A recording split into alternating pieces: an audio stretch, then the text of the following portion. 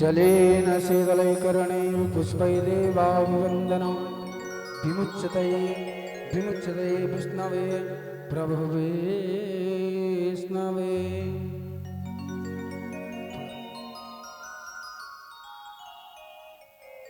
इसके बाद में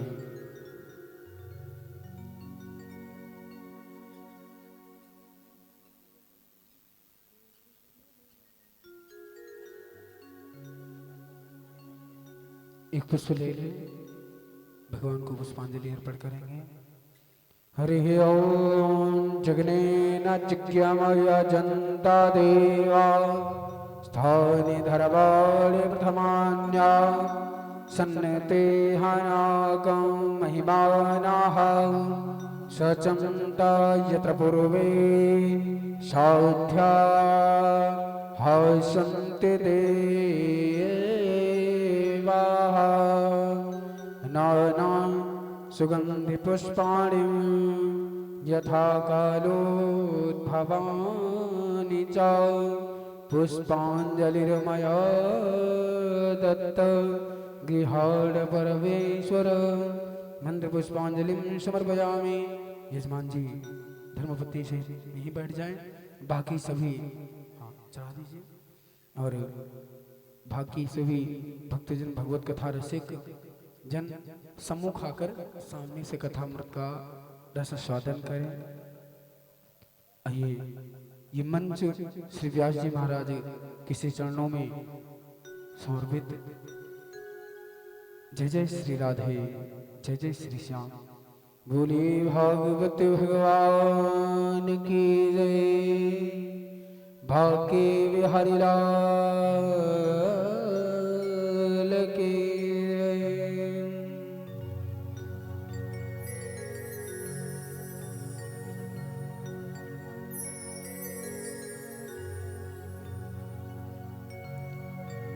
आइए कथा के प्रारंभ से पूर्व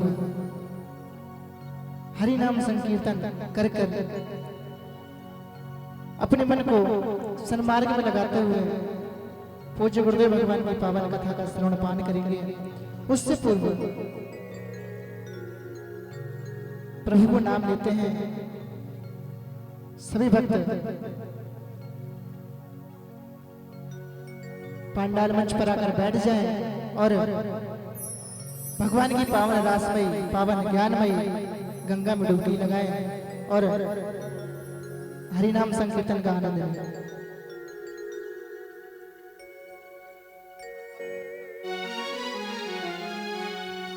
हो हे गोपाल राधे कृष्ण गोविंद गोविंद।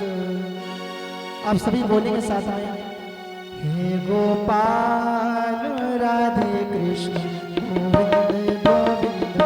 हे गोपाल राधे कृष्ण गोविंद गोविंद।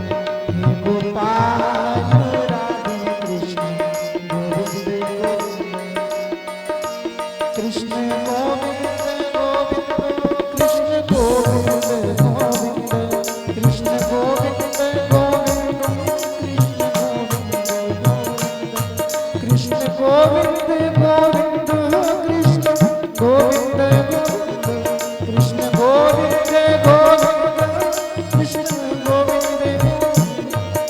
गोपाल राधे कृष्ण गोविंद गोविंद। हे गोपाल राधे कृष्ण गोविंद गोविंद।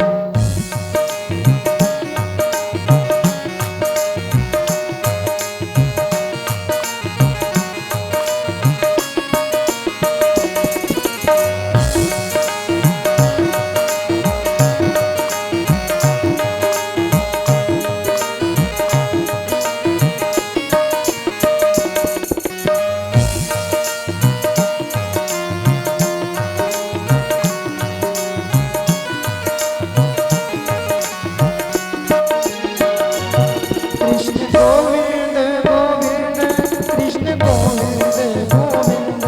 कृष्ण गोविंद गोविंद कृष्ण गोविंद गोविंद। कृष्ण गोविंद गोविंद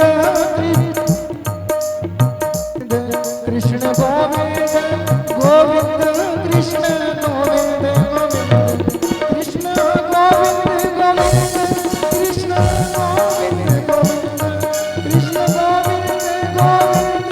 कृष्ण गोविंद गोविंद। गोपाल राधे कृष्ण गोविंद गोविंद। गोपाल राधे कृष्ण गोविंद गोविंद। गोपाल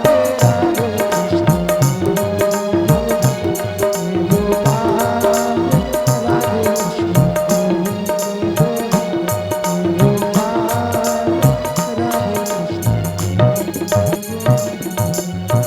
गोविंद। गोपाल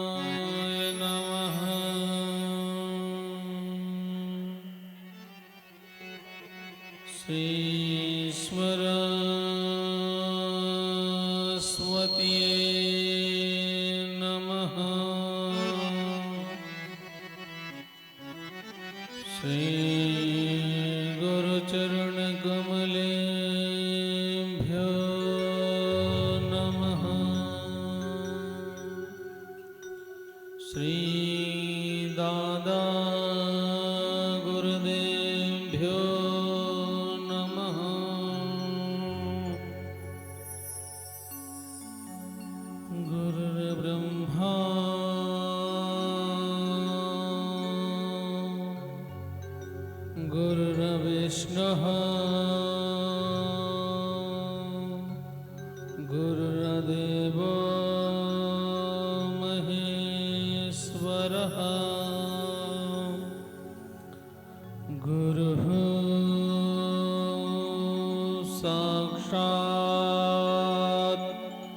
परा ब्रह्मा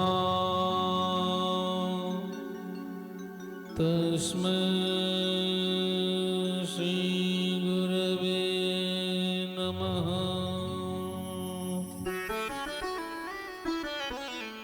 सीतानाथ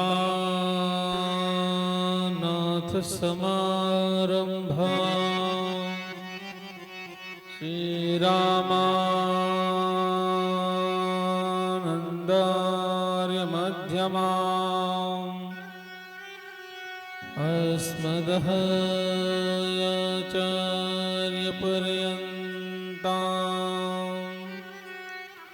वन्दे गुरुः परम्पराम्। वंशी विभूषितकरा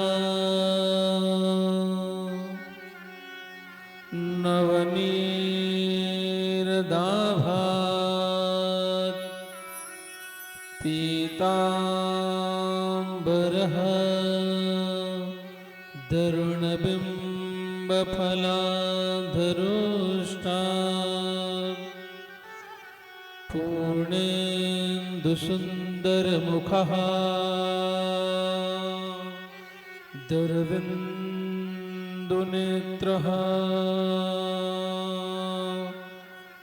कृष्णात् परं किमपि तत्त्वमहं न जाने।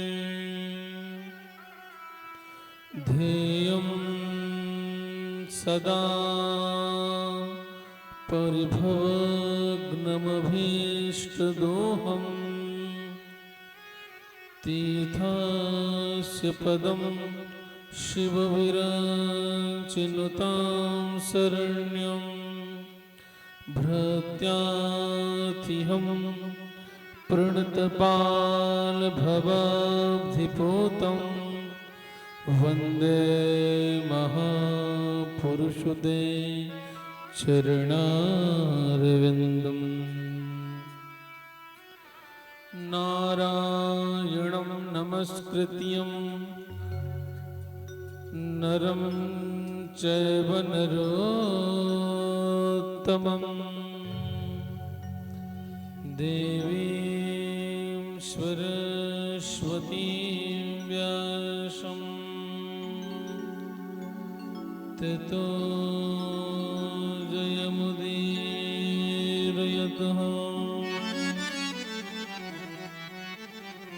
कृष्णाय वासुदेवाय हरये परमात्मने प्रणतः क्लेशनाशाय गोविन्दाय नमो नमः। अतुलितं हेमशैलाभदेहं धनुजवनकुशालं ज्ञानिनामाग्रगण्यं सकलगुणनिधानं वानराणामधीशं रघुपतिप्रियभक्तं वातजातं नमामि। जय जय जय राधारमण जय जय नवल किशोर जय गोपी चित्तचोर प्रभो जय जय माखन चोर।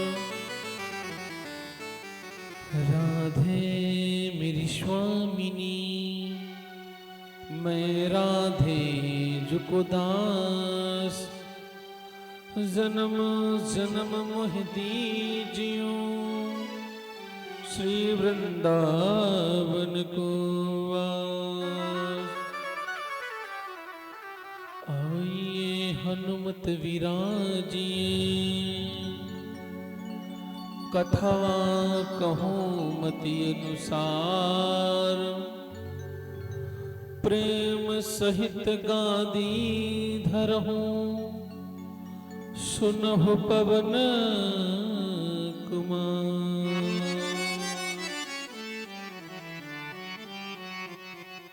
परम परात्पर अखिलेश्वर अकारण करुणा वरुणालय भक्तिवांछल मोर मुकुट वैजंत पीतांबर धारी श्री गिरधर गोपाल के चरणों में दास का बारंबार प्रणाम एवं वृषभान दुलारी श्री राधिका रानी जी के चरणों में दास प्रणाम करता है। और जहां जहां तक दूर दूर तक मेरी आवाज पहुंच रही हो, वहां के जीवों के मानस पटल पर विराजे मेरे गोविंद के चरणों में मैं प्रणाम करता हूं। आज की कथा के पावनमय मंगल वेला में जो कल की कथा हमने विशद की थी, उस कथा को आज कहेंगे।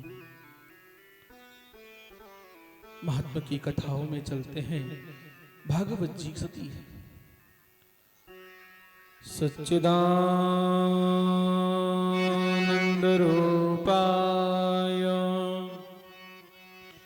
विश्वोत्पत्त्यादिहेतवे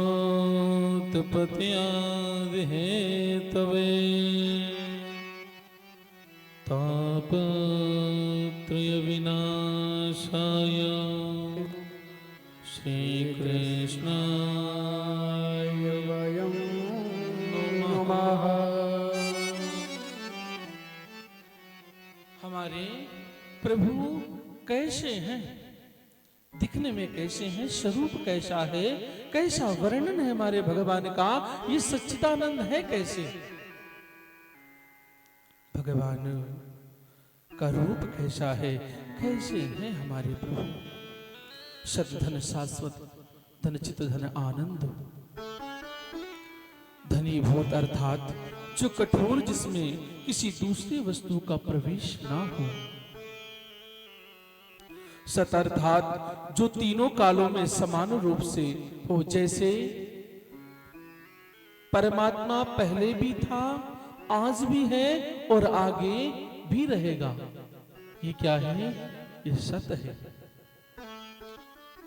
तो जैसे हमारे प्रभु और हम क्या हैं? हम असत हैं। असत कैसे? हमारी बाल्यावस्था में हमारा स्वरूप कुछ और था, युवावस्था में हम पहुंचे तो हमारा स्वरूप कुछ और हो गया, और हम वृद्धावस्था में पहुंचेंगे तो हमारा स्वरूप कुछ और होगा। लेकिन भगवान जैसे पहले दिखते थे वैसे आज भी दिखेंगे और आगे भी दिखते रहेंगे।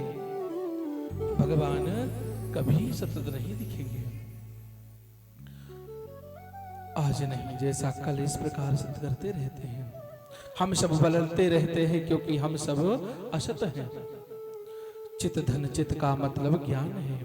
भगवान हमेशा ज्ञान से पूर्ण रहते हैं। हमारा आपका ज्ञान अपूर्ण है। जो आप जानते हैं वो हम नहीं जानते, और जो हम जानते हैं वो आप नहीं जानते। लेकिन भगवान तो सर्वज्ञ हैं। भगवान सब कुछ का जानते हैं। आप चाहे पाप कमरे में बैठकर करो या खुले आसमान में करो, कहे भगवान कमरे में बैठ कर रहे, क्या भगवान देख नहीं जाएंगे? अरे भगवान की निगाहें तो सभी हो रहे भैया। ऐसो ऐसो नहीं कह सकते कि भगवान की नजर कहीं है नहीं। तो भगवान सर्वज्ञ, भगवान सब कुछ जानते हैं। तो भगवान धनी चित मतलब ज्ञान, भगवान हमेशा पूर्ण रहता है। हम सब अल्प ज्ञानी हैं और भगवान सर्वज्ञानी हैं। आनंद धन अर्थात हमेशा आनंद से पूर्ण रहते हैं। उनको कभी शोक और हर्ष नहीं सताता। भगवान कभी को शोक और हर्ष नहीं सताता। शोक हर्ष हमको सताता है। हम थोड़ी देर में खुश हो जाएंगे और थोड़ी देर में ही रूठ जाएंगे। पर भगवान ऐसा कुछ नहीं। जैसा भगवान है वैसा ही रहेंगे। भगवान कभी को शोक और दुख नहीं, शोक और शोक नहीं समाता। हमेशा आनंद में रहते हैं। हम आप लोग का आनंद एक पल में ही गायब हो जाता है। हमें शोक और सुख सताते रहते हैं, भगवान के ऊपर इसका कोई प्रभाव नहीं पड़ता। इसलिए भगवान को आनंद स्वरूप कहा गया है। भगवान की यदि लीला देखने को मिल जाए तो भ्रमित मत होना, क्योंकि भगवान की लीला चक्कर में बड़े से बड़े देवता भी विस्मृत हो गए हैं। उनका दिमाग काम करना बंद कर दिया। अरे भगवान हमारे ऐसी लीला ही करते हैं। एक बार की कथा है, सती मैया जिस प्रकार से देखकर भ्रमित हो गई थी राम जी को, उस प्रकार कभी अगर हमें भगवान को देखने को मौका मिल जाए तो भ्रमित नहीं होना चाहिए। भगवान कभी भी किसी की भी रूप में आ सकते हैं। एक बार भगवान शंकर सती मैया के साथ में लेकर अगस्त महाराज जी के आश्रम पर कथा श्रवण के लिए गए थे। वहां कथा सुनी। कथा सुनने के बाद भगवान शंकर के मन में ऐसी उमंग उठी कि अरे हम कथा सुने, कथा सुनने के बाद भगवान से मिलने की इच्छा होती है। अब इधर शंकर जी के मन में भगवान से मिलने की उत्कंठा उठ रही है कि भगवान का दर्शन कैसे होगा, कैसे मिलेंगे मेरे प्रभु। क्योंकि कथा का फल यही है कि कथा सुनकर यदि भगवान का दर्शन ना हुआ, भगवान से प्रेम ना हुआ, भगवान से मिलने की इच्छा प्रकट नहीं हुई तो कथा सुनने का कोई लाभ नहीं है। हम कितनी कथा सुन ले, अगर भगवान से प्रेम ना हुआ भैया तो कथा सुनने का कोई मतलब नहीं है। 10 बार कथा करा लो, 8 बार कथा करा लो, इससे कोई मतलब नहीं है। कथा कब मतलब होती है? जब उस कथा को आप श्रवण करो। क्या करो? सुनो। सुनोगे नहीं तो कुछ जानोगे नहीं। इसलिए कृपा कर कर कथा का श्रवण करिए। आज भगवान शंकर के मन में उत्कंठा उठी है। भगवान शंकर के हृदय में प्रभु से मिलने के लिए, दर्शन के लिए भगवान उमड़ने लगे। नेत्र प्रभु के तरसने लगे हैं। किधर से प्रभु को देख लिया जाए, किस प्रकार देख लिया जाए, ऐसी उत्कंठा उठी है भगवान भोले बाबा के हृदय में। उसी समय त्रेता युग चल रहा था और राम अवतार की कथा भगवान राम अपनी पत्नी की विरह की लीला कर रहे थे। दुष्ट रावण मां सीता को लेकर अपने लंका को लेकर चला गया था। इसलिए भगवान अपने भैया लक्ष्मण दोनों साथ में जंगल में एक दूसरे से इधर उधर से पूछ रहे हैं। वृक्षों से पूछ रहे हैं, तनों से पूछ रहे हैं, पक्षों से पूछ रहे हैं, पशुओं से पूछ रहे हैं। क्या पूछते हैं? हे खग मृग हे मधुकर शैनी, तुम देखी सीता मृग नैनी। हे खग, हे मृग, हे पशु, हे पक्षी, क्या तुमने मेरी सीता को देखा है? इतने व्रेह से। अरे भगवान की अश्रुपात हो रहे हैं नेत्रों से। और क्या कह रहे हैं कि क्या हमारी सीता को किसी ने देखा है? बार बार उत्कंठाएं लगाए रखे हैं, कोई मेरी सीता को देखा है क्या? विरह की लीला में भगवान राम इतने तन्मय हो गए हैं कि जड़ पशु पक्षी सभी से पूछते हैं और दुखी हो रहे हैं। भगवान शंकर जी ने जैसे ही देखा तो दूर से सच्चिदानंद घन कहकर प्रणाम कर दिया। जय सच्चिदानंद घन पावन सी, अस कहि चलो मनोज न सावन। जब सच्चिदानंद कहकर प्रणाम किया तो साथ में चल रही सती मैया एक बार देखने लगी। अरे बड़ी तत्कर में देखने लगी। अरे किसको सच्चिदानंद कहकर प्रणाम कर रहे हो? मां एक बार शंकर जी की तरफ देखे और मां दूसरी तरफ भगवान राम के ऊपर देखे। मां सोचने लगी मन में कि सच्चिदानंद कहकर कैसे प्रणाम कर दिया। सामने वाला तो वनवासी लगता है, न इसमें सत है, न चित है, न आनंद है, पर कैसे एक सच्चिदानंद कहा है? अगर कहा है तो कुछ ना तो कुछ बात होगी।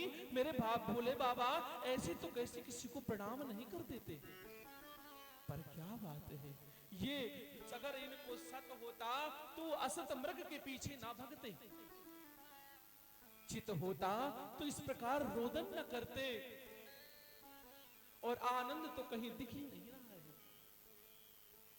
आंखों से अश्रुपात हो रहे हैं और कैसे पूछ रहे हैं, पशु पक्षियों से कैसे पूछ रहे हैं। मां सती के मन में इतनी उत्कंठा, इतने सवाल उठे, क्या करे मां सती, कुछ समझ में नहीं आ रही उनको। मां सती इन वृद्धों को देखकर सत्यनारायण कैसे कोई सत नहीं है। भोलेनाथ ने समझाया, कई बार समझाया, अरे भ्रम ना करो, ये भगवान है। पर मां सती नहीं मान रही। आगे चलकर भगवान शंकर एक वृक्ष के नीचे विश्राम करने लगे। तो मां सती से कहती हैं, भगवान शंकर मां सती से कहते हैं कि तुम्हें अगर ज्यादा उत्कंठा हो रही हो तो जाकर क्यों ना तुम ही परीक्षा ले आओ। मां सती के मन में यह सा भाव उठ रहा था कि हम परीक्षा ले आए, तो आज परीक्षा के लिए कह दिया है कि जाओ, जाकर एक बार परीक्षा तुम ही ले आओ। और जैसे मां सती ने सीता जी का वेश बनाया और वेश बनाकर जैसे राम जी के पास पहुंची तैसे राम जी ने हाथ जोड़कर प्रणाम किया। मां, बाबा कहाँ हैं? इस वन में आप अकेले कहां से घूम रहे हो? अरे बाबा जी हैं कहां? जैसे मां सती ने सुना सीता जी का वेश तो त्याग दिया और तुरंत लज्जा के मारे मुख मोड़कर तुरंत शंकर जी के पास लौट गई।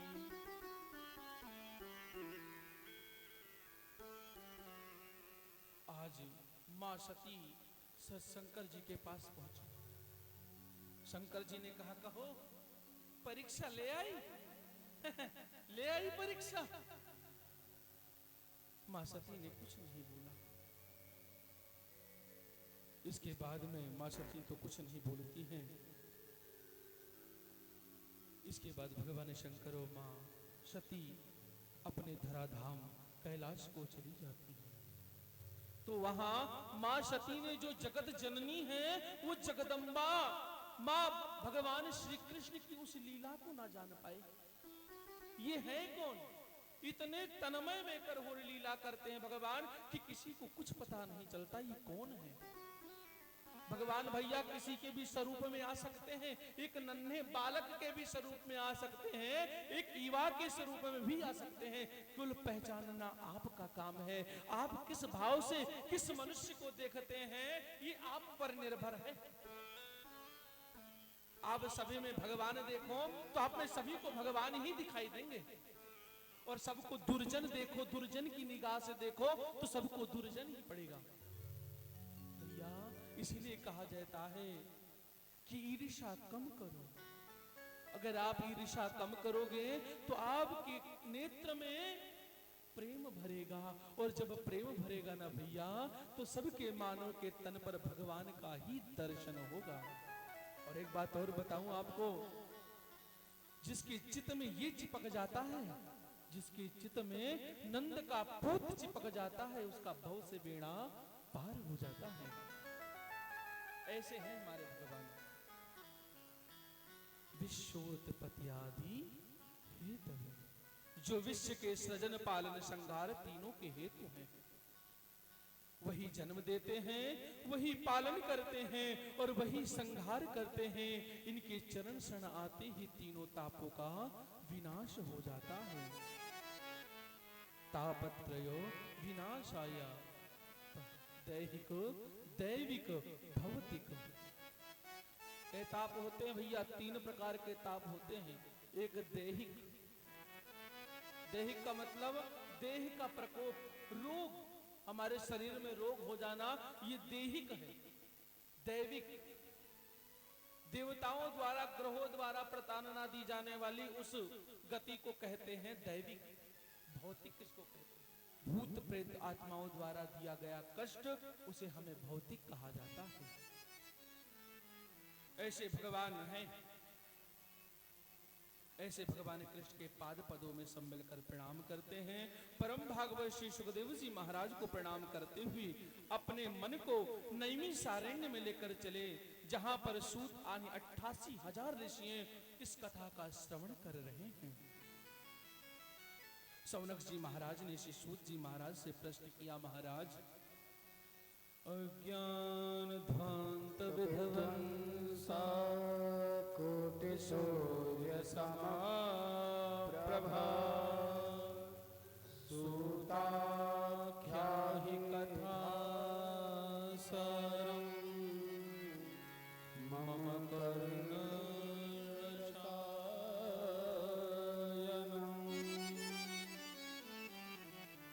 त्रिभुवन जगत के अंधकार को दूर करने में सूर्य भगवान सक्षम है। त्रिभुवन की जगत पर मतलब पूरे संसार के अंधेरे को हटाने में भगवान सूर्य सक्षम है, परंतु इस मन का अंधकार दूर करने में गुरुदेव केवल आप ही सहारा है। एक आप ही सूर्य है भगवान। अगर भैया दिन का उजाला सूर्य दूर कर सकता है, पर हमारे मन में अंधकार हो तो उसे सूर्य कभी दूर कर सकता नहीं है। कौन कर सकता है? हमारे गुरुदेव भगवान कर सकते हैं। तो कहते हैं सुखदेव जी महाराज से, आप ज्ञानियों में सूर्य के समान हैं, कोटि सूर्य समप्रभा। आपके अंदर करोड़ों सूर्यों का ज्ञान है। आप एक ज्ञान की किरण हमारे हृदय पट पर भी डाल दें, जिससे हमारे हृदय का अज्ञान का अंधकार ध्वस्त हो जाए। हम जानना चाहते हैं कि वैष्णव लोग भक्ति ज्ञान वैराग को बांटने की बढ़ाने के लिए क्या करते हैं। गुरुदेव यहाँ हर प्राणी अनेक कलेशों से परेशान है। कल्याण करने का कोई साधन है, कई साधन हैं, लेकिन वह उम्र बहुत कम है। कृष्ण प्राप्ति का सरल से सरल जो साधन हो, जो पवित्र कराने वाले को भी पवित्र करा दे, ऐसा कोई साधन हमें बताइए। भगवान जगत के अंदर दो चीज बहुत महत्वपूर्ण है, एक चिंतामणि, दूसरी कल्प वृक्ष। चिंतामणि के सामने बैठकर आप याचना कर दो तो आपको सर्वस्व प्रदान कराने की क्षमता है उसके अंदर, सब कुछ आपको प्राप्त करा देगा चिंतामणि। और कल्प वृक्ष में आपको स्वर्ग की संपदा मिल सकती है, स्वर्ग का सिंहासन मिल सकता है उसके पास बैठकर अगर बोल दें कुछ तो। लेकिन इन दोनों में इतनी ताकत नहीं है कि मेरे कृष्ण की प्राप्ति करा सके। आप तो सुखों का उपभोग कर लेंगे, परंतु कृष्ण की प्राप्ति नहीं होगी। और इस जीवन में अगर भैया कृष्ण की प्राप्ति नहीं हुई, भले कितने सुख भोग लो, उसका कोई मायने नहीं है। गुरुदेव आप ऐसे हैं, इन दोनों में इतने सामर्थ्य नहीं है कि वो गोविंद को प्राप्त कर सकी। या शक्ति तो केवल गुरुदेव आप में है, जिस पर गुरु कृपा हो जाती है। योगियों को भी जो मृत्यु है वो योगियों को भी दुर्लभ होती है, उसे सुगम बना देते हो। सूत जी महाराज सौनक जी बात को सुनकर बहुत प्रसन्न हुए और सम्मान दिया। तो मैं भी आपको समस्त शास्त्रों का सार सुनाता हूँ। महात्माओं, जगत में सबसे बड़ा भय है, सबसे बड़ा भय तो मरने का है। हर किसी को मृत्यु का भय लगता है, चाहे हम हो, चाहे आप हो, चाहे कोई हो, पर उसको सबसे बड़ा भय जीवन में मृत्यु से लगता है। या सभी मरने वाले हैं। शास्त्रों का सार, महात्माओं, जगत में सबसे बड़ा भय मरने का है और यहाँ मृत्यु लोक है, यहाँ सभी मरने वाले हैं। इसका नाम है संसार। संसार इति संसारा। जो प्रतिपल खिसक रहा है, यहाँ है मृत्यु लोक, यहाँ सभी मरने वाले हैं। काल व्याल मुख ग्रासः त्रास निर्णाश हे तवे श्रीमद्भागवतं शास्त्रम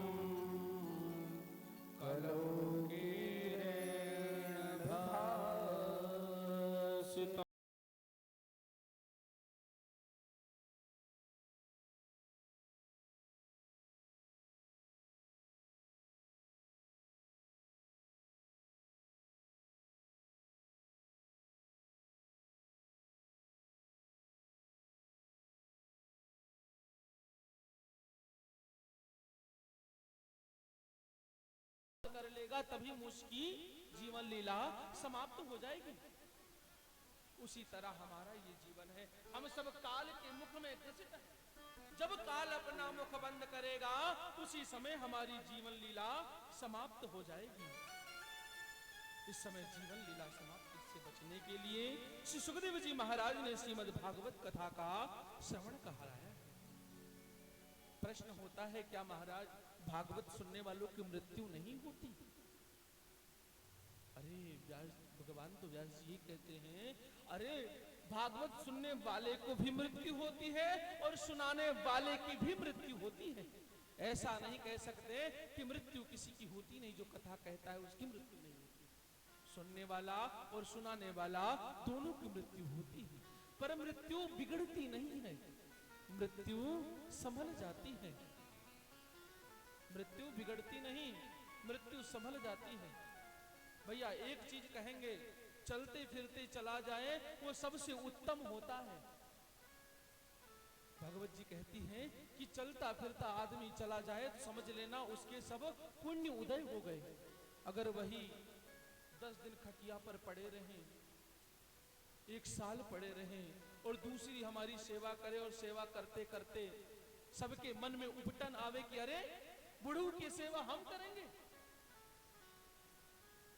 उस बुढ़ऊ ने तो तुम्हें जीवन दिया है परंतु हम करेंगे। जब हम लग जाएगा ना भैया तो जीवन किसी लायक नहीं रहता। बस भगवान कब उठा लेवे और लेकर चला जाए अपने धराधाम को।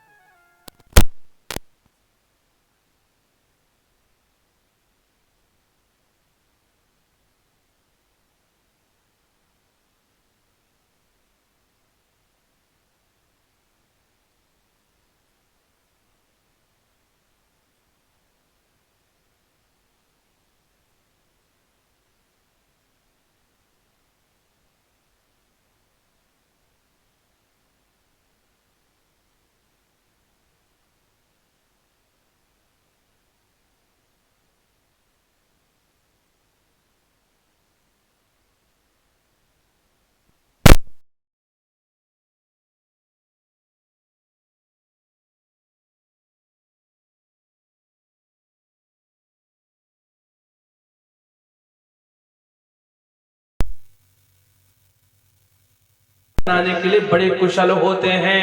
उन्होंने तुरंत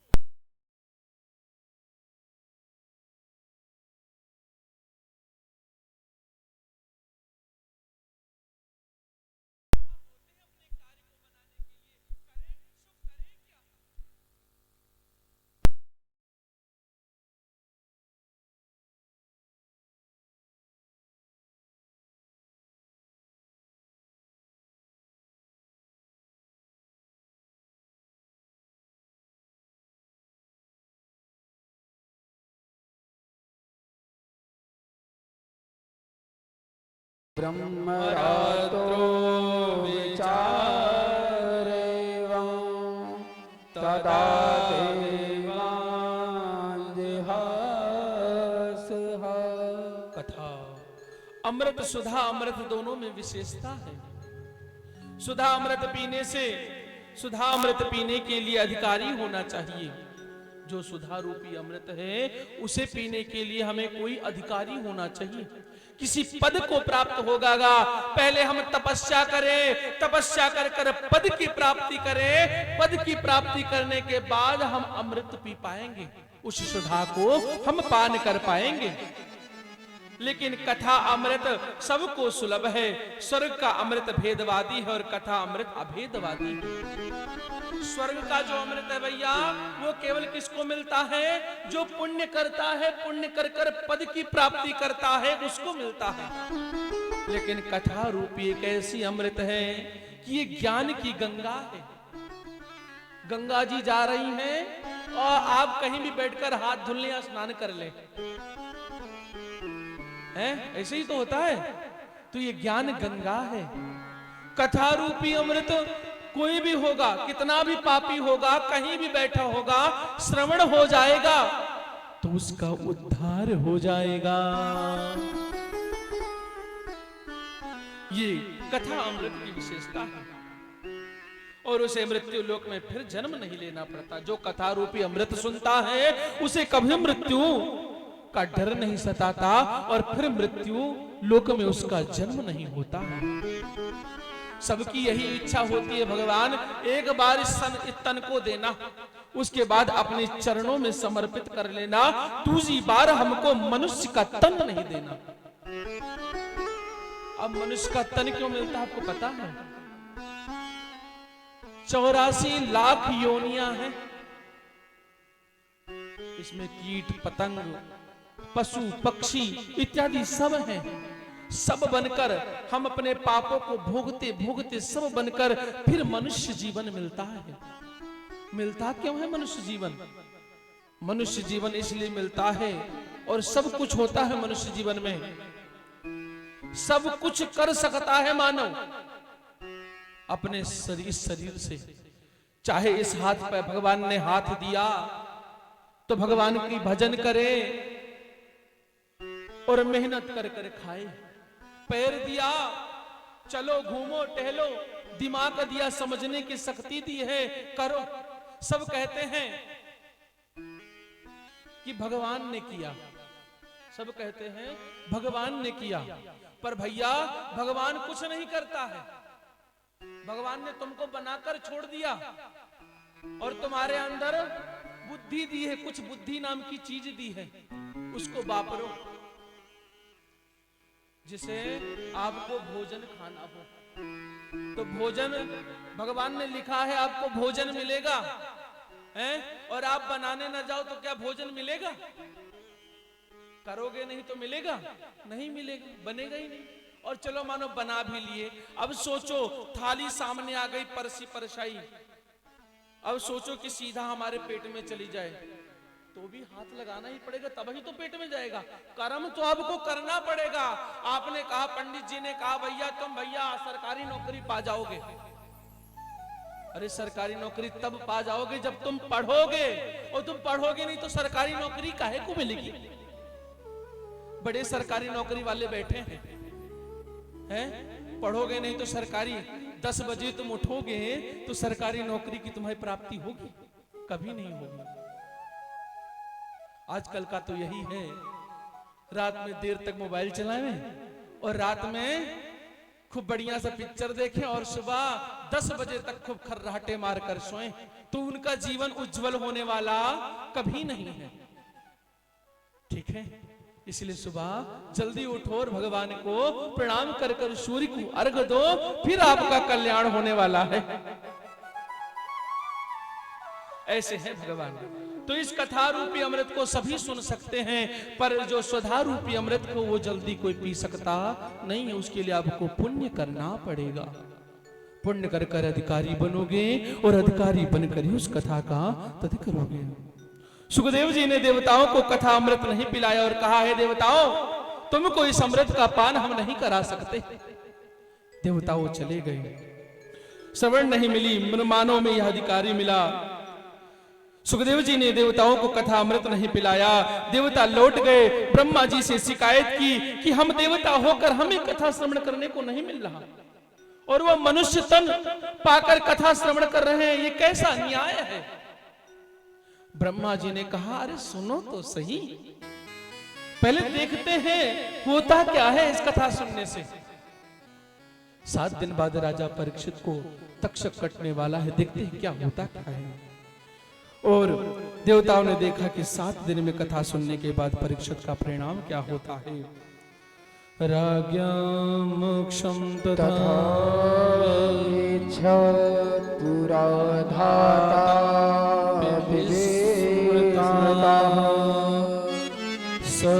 सत्यलोके तुलाभ भगवान तो लयत साधना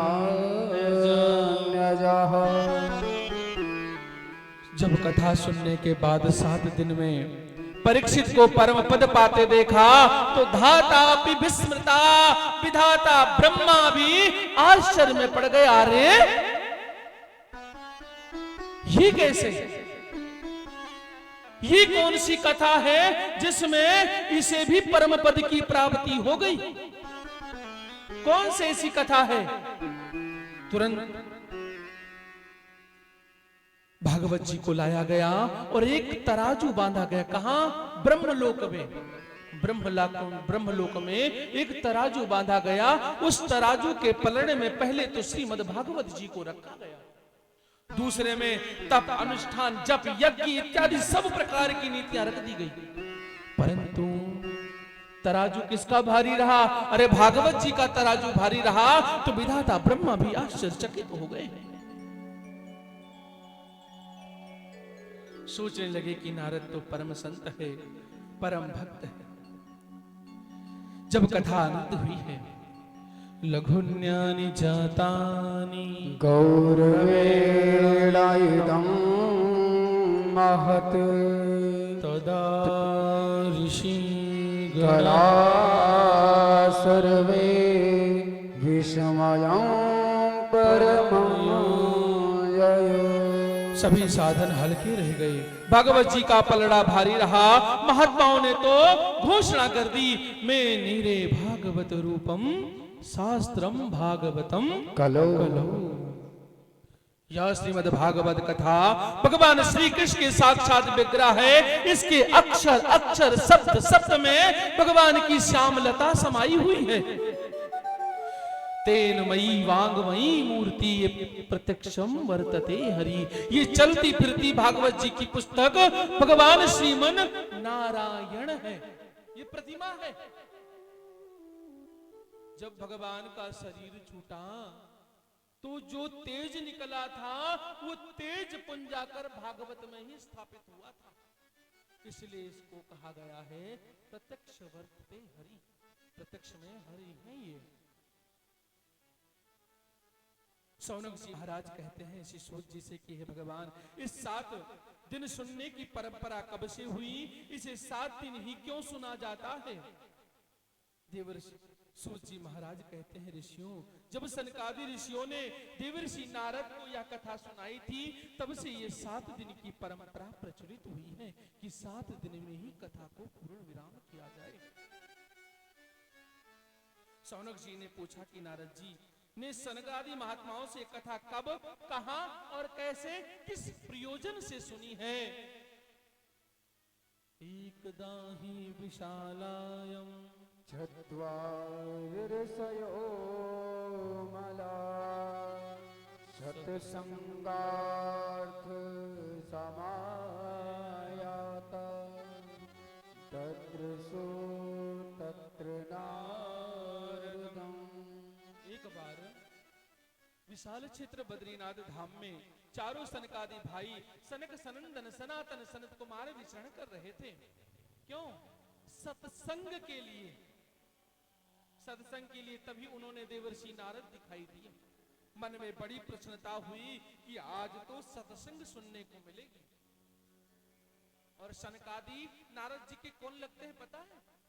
अरे बड़े भैया लगते हैं सनकादि, नारद जी छोटे भैया हैं और सनकादि बड़े भैया हैं नारद जी के। ये भी ब्रह्मा के मानस पुत्र हैं, ये भी ब्रह्मा के मानस पुत्र हैं। आज तो भागवत की कथा सुनने को मिलेगी।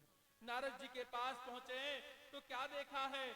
ददस्तुस्त नारदम, उनका चेहरा मलिन पड़ा है, दुखी नजर आया। तो सनकादि सोचने लगी कि नारद तो परम संत है और परम संत भक्त है, फिर ये क्यों दुखी है?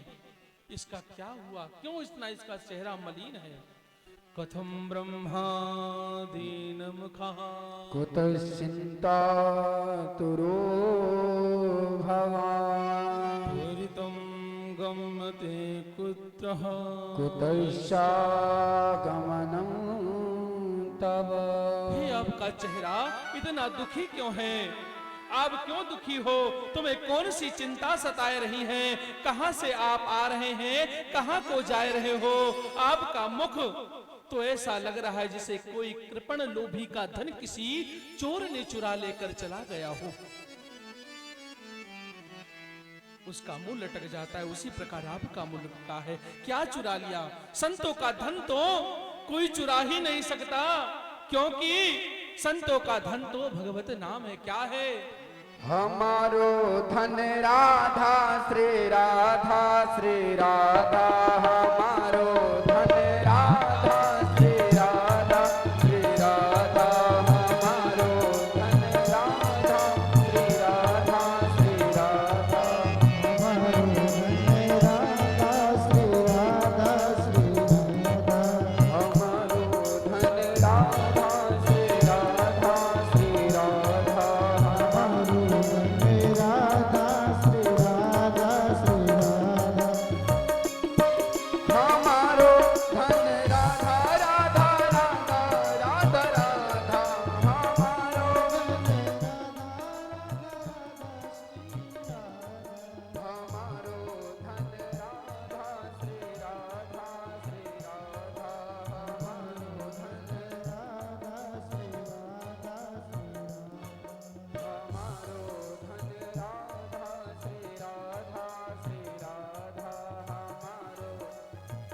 हमारो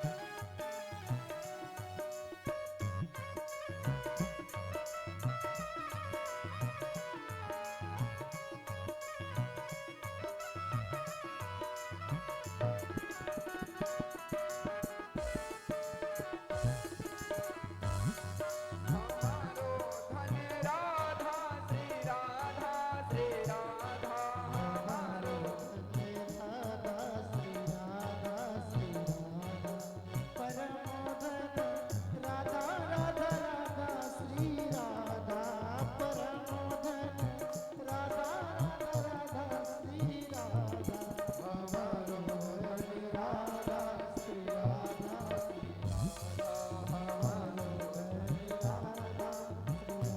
श्री राधा श्री राधा।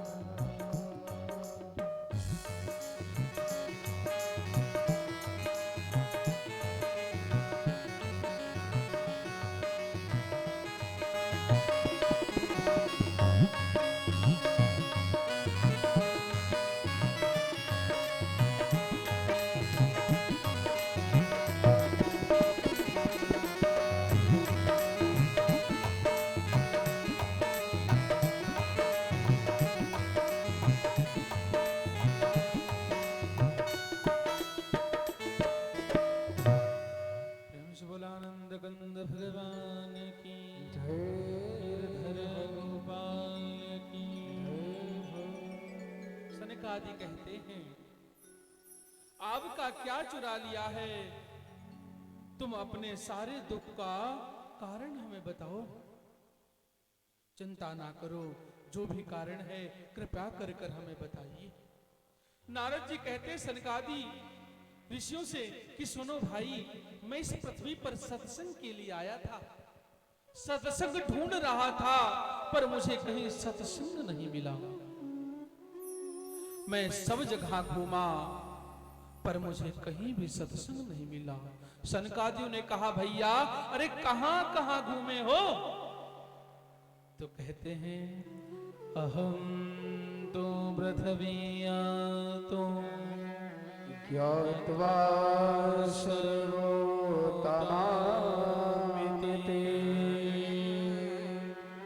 पुष्करं च प्रयागं च काशी गोदावरी तथा हरिक्षेत्रं कुरुक्षेत्रं श्रीरंगं सेतुबन्धना एमादेषु तीर्थेषु भ्रमाणमितस्ततः। हमने सब जगह घूमा है, कहीं ऐसी जगह नहीं बची जहां हम ना गए हो। हम सब जगह भ्रमण किया लेकिन सत्संग नहीं मिला। एक विशेष बात, सत्संग ना स्वर्ग में मिलता है ना वैकुंठ में मिलता है तो केवल इस पृथ्वी धरा धाम पर मिलता है और कहीं मिलता नहीं है। मैं सत्संग के लिए भटक रहा हूं पर कोई नहीं मिलता है। पूछे कहां कहां गए थे? बोले हम तो गए थे पुष्कर गए, काशी गए, गोदावरी गए, हरि क्षेत्र गए, कुरुक्षेत्र गए, श्रीरंग गए, सेतु बंधन गए, सभी जगह गए पर मुझे कहीं भी सत्संग ना मिला। सत्संग के लिए मैं भटकता रहा पर मुझे सत्संग की प्राप्ति ना भई। और सत्संग ना वैकुंठ में मिलता है ना स्वर्ग में मिलता है तो केवल इस पृथ्वी के धरा धाम पर मिलता है। केवल पृथ्वी पर ही प्राप्त होता है। तो हमने सोचा तीर्थों में सत्संग मिलेगा तो चलो क्यों ना तीर्थ हो आए, वहां सत्संग करते हैं। तब मैं तीर्थों पर सत्संग के लिए पहुंचा। मैंने वहां देखा कि आज तीर्थों में पंडों का राज हो गया है। ना जाने कितना धन इधर उधर करते हैं और इतने तृप्त हो गए हैं। कहां गए क्यों नहीं होता, क्योंकि तीर्थों के अंदर भी पापी लोगों को सांसारिक प्रवृत्ति रहने लगी है। सभी पापी लोग निवास करने लग गए हैं सत्संग में। तीर्थ में कोई भी अद्भुत नहीं मिला मुझे। मैंने कहा कोई बात नहीं, वहां के सब देवता पलायन कर चुके हैं तो कोई बात नहीं। इसके बाद संतों के पास सत्संग मिलता है, संत लोग हरदम सत्संग करते हैं तो चलो क्यों ना संतों के पास चला जाए। नारद जी ने कहा हम संतों के पास पहुंचे और संतन के पास पहुंचे तो देखें कि बड़े कुटिया छोड़कर बड़े बड़े महल बन गए हैं, बड़ी बड़ी अटारियन देखने लागो और बड़े बड़े गाड़िन देखो। मैंने एक राहगीर, नारद जी ने कहा मैंने एक राहगीर व्यक्ति से पूछा, कहो भैया ये काके अटारी वटारी बनी हो, ये को है? कहे भैया और ये बालक किसके खेल रहे हैं? कहते बाबा तुम्हें नहीं पता ये महात्माओं की कुटिया हवे। बोले कुटिया तो छप्पर की होती, आज तो ईंटों की बन गए। बोले बाबा आजकल मॉडल जमाना है हो। तो आज कुल वहां संत के और ये बच्चे तो बोले बाबा ये सब संतों के बच्चे हैं। अब तो नारद जी का दिमाग खराब। बोले आए सत्संग संतों के पास भी नहीं, यहां से भी देवता चले गए, अब सत्संग कहां मिलेगा? नारद जी ने कहा एक स्थान बड़ा उत्तम है, वो है गृहस्थ। गृहस्थ के घर में रोज पूजा पाठ होता है, सत्संग वहां मिलेगा। पर मैं, नारद जी ने कहा मैं वहां भी पहुंचा तो मैं वहां देखता क्या हूं। वहां मैं पहुंचा और गृह में देखता क्या हूं, तरुणी प्रभुताग्रेः श्याल को बुद्ध्यदायका कन्या विक्रेण लोभा दंपतिनां चकल्कनम्। तरुणी प्रभुताग्रेः, अरे आजकल माताओं और बहनों का घर में राज हो गया है। मलकई माताओं के हाथ में चली गई है, पुरुष बेचारे चुप्पे बैठे रहते हैं। ये नारद जी की बात, मेरी बात नहीं, मेरी जेब की बात नहीं, नारद जी के ग्रंथ की बात है। आजकल माता और बहनों का अधिकार हो गया है, दिन भर चटर पटर करती रहती है। और श्याल को बुद्धिदायिका, साले की सलाह मानी जाती है। घर की सलाह नहीं मानी जाएगी, साला जो कह देगा वही होगा। श्याल को बुद्धिदायिका, शाला ही बुद्धि देगा तब घर का काम चलेगा। और केवल साले से ही सब सलाह लेते हैं। कलयुग में केवल साला ही एक बुद्धिमान रह गया है। पर कोई बात नहीं, यदि साला बुद्धिमान है तो सलाह लेनी चाहिए।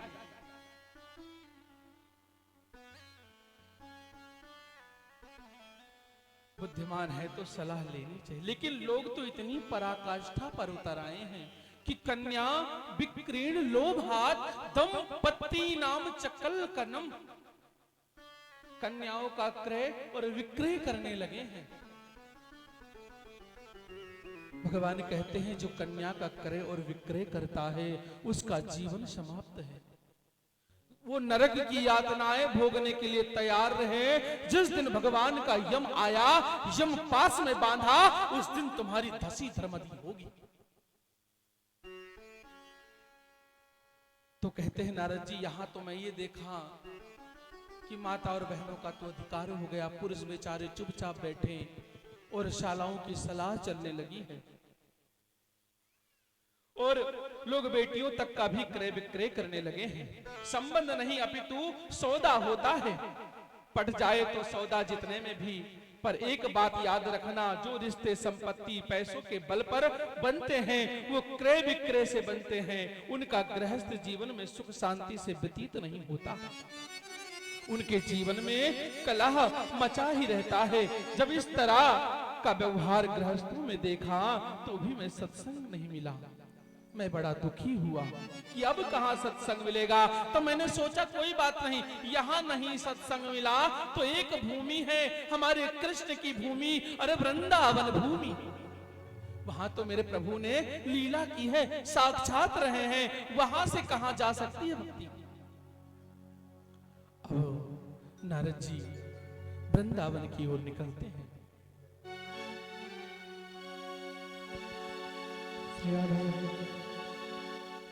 जो राधे राधे गाते हैं, बड़े भाव के साथ सभी भक्त वृंदावन चलते हैं, मीठी मीठी तालियों के साथ। जो राधे राधे गाते हैं वो वृंदावन जाते हैं, जो राधे राधे गाते हैं वृंदावन वो जाते हैं।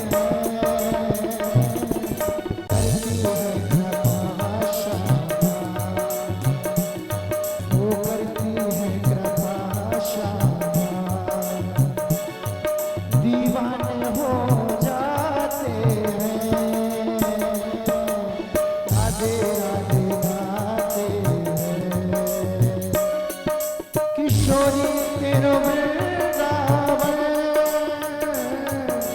जग से निराला है, किशोरी तेरो वृंदावन जग से निराला है। करती है कृपा श्यामा, हाँ करती है कृपा श्यामा, मस्ताने हो जाते हैं, जो राधे राधे गाते हैं।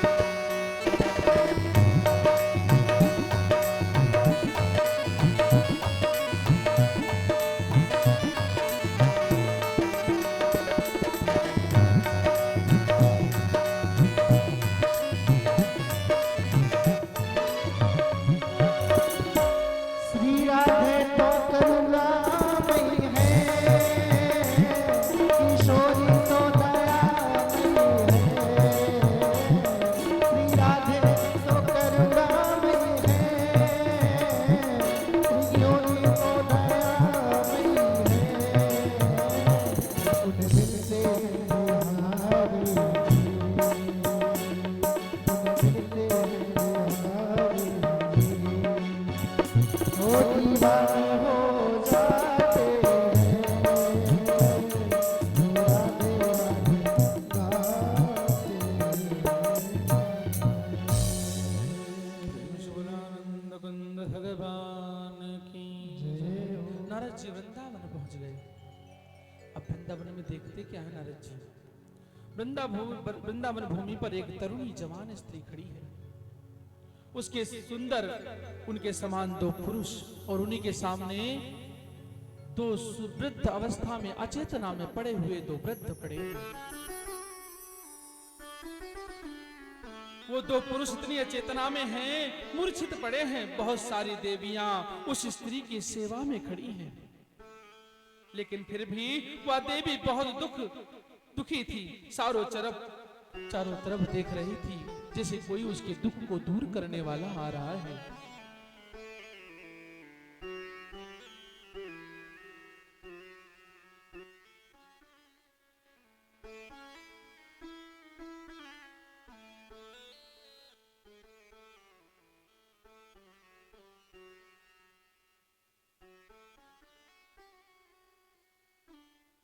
जैसे उसके दुख को दूर करने वाला कोई आ रहा है। अब कौन आ रहा है? बार बार इधर उधर देख रहे नारद जी की निगाह पड़ी। नारद जी ने देखा, लेकिन फिर भी देवी बहुत दुखी थी, चारों तरफ देख रही थी, शायद कोई उसके दुख को दूर करने वाला आए। मैंने जैसे ही देखा, मैंने एक बार सोचा चलो पूछ लेते हैं क्या कारण है। लेकिन नारद जी ने सोचा स्त्रियों का स्वभाव बड़ा सुंदर होता है, उनका स्वभाव बड़ा अच्छा होता है। मैं उनके पास जाऊं और कहीं पूछते, कहो बाबा, अरे महिलाओं के बीच में तुम कहां से आ गए? तब तो हम क्या करेंगे? मन में विचार आया कि सब माताएं बहनें इनके पास जाना अच्छा नहीं रहेगा, क्योंकि माता बहनें को सरल स्वभाव रहता है। कहीं मुझसे पूछ बैठी कि तुम हमारे बीच में क्यों आए हो, तो मैं क्या जवाब दूंगा? इसलिए देखकर मैं वहां से लौट चला। पर लेकिन उस स्त्री ने मुझे देख लिया, तो उसने मुझे दूर से कहा, भो भो साधु क्षणम दृष्टवा मा चिंता तामपि नाशया दर्शनं तव लोकस्य सर्वदा गहरं परं। हे साधु रुको, वो साधु रुको रुको रुको। नारद जी ने कहा रुको। अरे हाँ हाँ रुको साधु जी, रुकिए रुकिए, कहां जा रहे हैं आप? आपके दर्शन से समस्त पापों का हरण करता है और समस्त पाप नाश हो जाते हैं भगवान। मैं भी उसी पाप के पस्त में हूँ, कृपा कर कर दर्शन तो देते जाइए महाराज। मैं भी उसके पास पहुंचा, मैंने उससे पूछा, कसी तुम कौन हो? कहा भीमो, ये दोनों कौन हैं? कहा माँ, ये सब देवियां कौन हैं? वद देवी विस्तारस्य सा दुःखस्य कारणम। हे देवी, अपने दुख का कारण मुझे विस्तार पूर्वक बताओ। तब भक्ति ने अपना परिचय दिया है। क्या कहा है? अहम भक्तिरति ख्याता विमो में तनयो मत ज्ञान वैराग्य नामानो काल योगेन जर्जरो। मेरा नाम भक्ति है। मैं द्रविड़ देश में पैदा हुई हूँ। कर्नाटक आदि प्रांतों में बड़ा सम्मान हुआ है, लेकिन कई जगह पर मेरा बड़ा अपमान हुआ है। पाखंडियों के आचरण से मैं द्रविड़ क्षीण होती चली गई, मैं वृद्ध हो गई, और मेरे दोनों बेटे भी ज्ञान और वैराग ये भी अचेतना में पड़ गए हैं। परंतु प्रभु, जब से मैं प्रभु की लीला भूमि वृंदावन आई हूं, तब से मैं तो जवान हो गई, परंतु मेरे जो दो बेटे हैं वो अभी भी अचेतना में पड़े हैं। और आप ही बताइए महाराज कि मैं क्या करूं? जिसकी मां जवान और पुत्र वृद्ध पड़े हो, तो उसके लिए समाज क्या कहेगा? आप ही सोचिए महाराज, क्या करूं? कृपा कर कर मुझे बताइए। महाराज कृपा कर कर बताइए क्या करें, मुझे समझ में नहीं आता है। दोनों बेटे ज्ञान और बैरागी ये दोनों भी वृद्ध हो गए हैं। तब मैं अपने दोनों बेटों को लेकर से वृंदावन भूमि पर आई हूँ। लेकिन वृंदावन में मैं तो जुआन हुई, परंतु ये अचेतना में अभी भी पड़े हैं, मूर्छित पड़े हैं। अगर ऐसा ही रहा तो हे देवर्षि नारद, मैं इस वृंदावन को छोड़कर अन्यत्र चली जाऊंगी। इदम स्थानम परित्यज्य विदेशम गम्यते मया, मैं इस स्थान को छोड़कर विदेश चली जाऊंगी। तब नारद जी बोले, हे देवी आप ऐसा ना करें, आप भारत को छोड़कर ना जाइए, यह कलयुग है, इसलिए आपको यहां परेशानी आ रही है। और युगों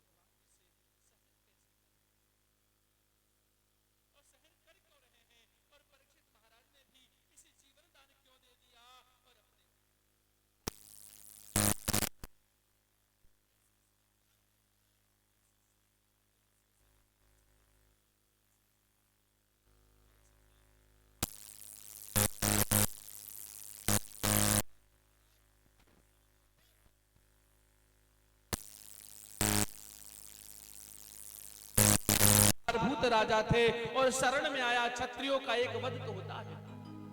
क्षत्रिय जो क्षत्रिय होते हैं उनके अंदर सारभूत होता है। कैसा? अगर आपके चरणों में कोई पड़ जाए तो उसे क्षमा रखने का आपका हृदय विशाल होता है। क्यों? आपको समर्पण कर दिया। राजा को क्या होता था, जब एक राजा दूसरे राजा के ऊपर चढ़ता था तो वहां जो दूसरा राजा जब पराजय होने लगता था तो दूसरे राजा को प्रणाम कर कर झुक जाता था, महाराज आप ही सर्वस्व हो। तो वो क्षत्रिय राजा जो होता था वो कहता था ठीक है जाओ राज चलाओ, पर राज हमारे कंट्रोल में चलेगा। तो इसी प्रकार से महाराज परीक्षित ने भी वहां पर उसको तीनों दीवनदान दिया था। कल अन्य युगों में बड़े पुण्य साधन नहीं, क्योंकि और इसमें क्या था, इन्होंने देखा कि जो कल अन्य युगों में बड़े बड़े पुण्य साधन कर कर भी नहीं मिलने वाला है, बस कलयुग में हरि नाम संकीर्तन कर लिया जाए तो जीवन भव से पार हो जाता है, उसका बेड़ा पार हो जाता है। कलयुग में पहले द्वापर त्रेता में जो था वो बड़े बड़े यज्ञ करना पड़ता था, बड़े बड़े अनुष्ठान करना पड़ता था, परंतु ये कलयुग में केवल आप भगवान के नामों की कीर्तन कर लीजिए तो उससे बड़ा फल प्राप्त होता है, इसलिए छोड़ दिया। यत् फलम नास्ति तपसः न योगेन समाधिना तत्फलं लभते सम्यक् लोकेशो कीर्तना। इस कलयुग में केवल यही गुण है, बाकी सब अवगुण है। राजा परीक्षित ने सोचा कि भक्तों के कल्याण के लिए इससे बढ़कर कोई भी सरल साधन दूसरा नहीं है, इसलिए उसे अपने राज्य में भारत में रहने की जगह दे दी। परंतु इसके आते ही भगवान को पाने वाले सभी साधन धूमिल हो गए। जहां तीर्थ में जाने से मन पवित्र होता था, आज वहां पापी लोग का निवास हो गया है, इसलिए तीर्थ का सार चला गया। ब्राह्मण लोग पैसा लेकर यज्ञ अनुष्ठान करने लगे, कथा करने लग गए हैं, इसलिए इसका सार चला गया है। विप्र भगवती वार्ता गृहे गृहे जने जने कारिता कर्ण लोभा। कथा सारस्ततो गतः। नारद जी की बात सुनकर भक्ति माता प्रसन्न हुई। उन्होंने नारद जी को सुंदर महिमा गाई है। भगवात्मन आप धन्य हो, हमारे भाग्य से ही आपका आगमन हुआ और साधुओं का दर्शन से सभी सिद्धियां प्राप्त हो जाती है। भगवान हे नारद जी, आपकी सदा जय हो। आपको केवल वचन सुनने से ही ध्रुव जी को वैकुंठ की पद की प्राप्ति हो गई थी और प्रहलाद जी भक्ति के भक्त शिरोमणि बन गए थे। आपके वचन मानकर आप हमारे बेटे को भी कृपा करें, इन्हें स्वस्थ करें और जवान बनाएं। मैं आपकी शरणागत में हूं, मैं आपको प्रणाम करती हूं महात्मा। तब नारद जी कहते हैं, भक्ति माता आप व्यथा व्यर्थ में चिंता ना करिए। व्यर्थ खेद से वाले हो चिंता